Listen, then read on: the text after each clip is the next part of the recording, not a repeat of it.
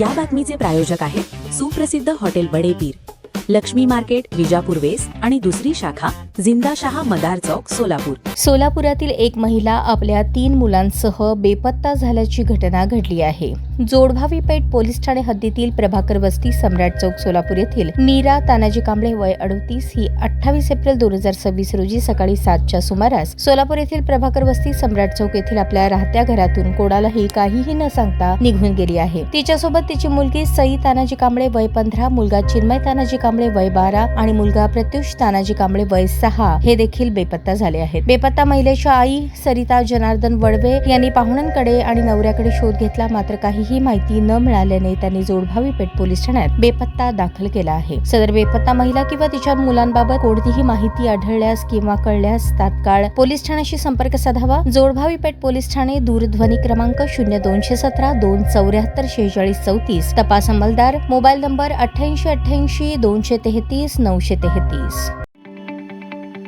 ताज्या बातम्या पाहण्यासाठी प्राईम महाराष्ट्र न्यूज चॅनलला सबस्क्राईब करा.